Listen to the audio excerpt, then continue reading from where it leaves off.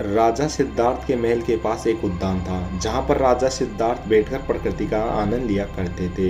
एक दिन जब वे अपने बगीचे में बैठे हुए थे, तभी एक घायल अंश उनके पैर के पास आकर गिरा।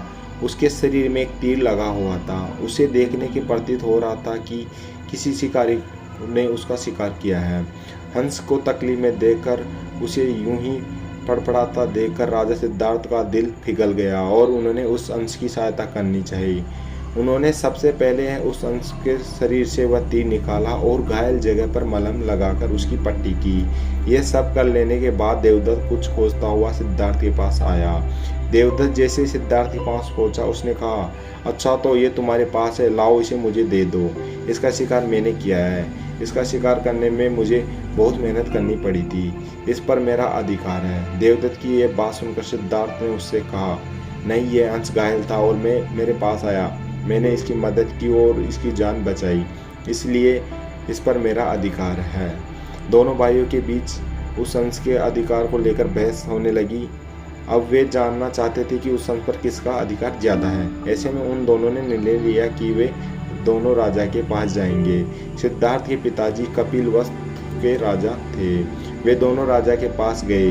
राजा के पास पहुंचते देवदत्त ने सबसे पहले कहा, महाराज, इस अंश पर सबसे ज़्यादा अधिकार मेरा है, क्योंकि मैंने इसका शिकार किया है। इस वजह से आप सिद्धार्थ से कहे कि ये मुझे दे दें। जैसे ही देवदत्त की बात पूरी हुई, तब राजा ने दोनों को शांत किया और फिर उनसे पूछा कि पूरी बात क्या है।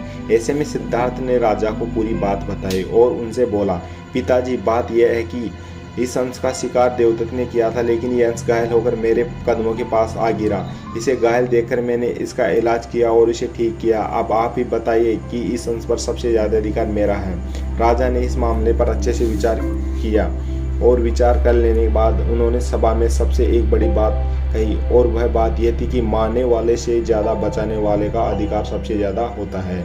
इसलिए इस अंश पर सबसे बड़ा अधिकार सिर्फ और सिर्फ सिद्धार्थ का ही है, क्योंकि उसने उस अंश को मारा नहीं, बल्कि उसे घायल देखकर उसका इलाज किया और उसकी जान बचाई। राजा की ऐसे कह लेने के बाद देवदत्त को अब बात अच्छे से समझ आ गई। वह भी जान चुका था कि मारने वाले से ज़्यादा बचाने वाला का अधिकार सबसे ज़्यादा होता है।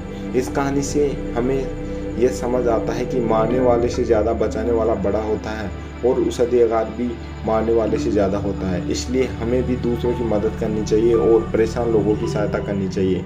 ऐसा करने से हम अपने आसपास के समाज को अच्छा और बेहतर बनाते हैं। हेलो दोस्तों, अगर आपको हमारा ये वीडियो अच्छा लगे तो लाइक एंड सब्सक्राइब जरूर कर दीजिए दोस्तों। Thank you all of you.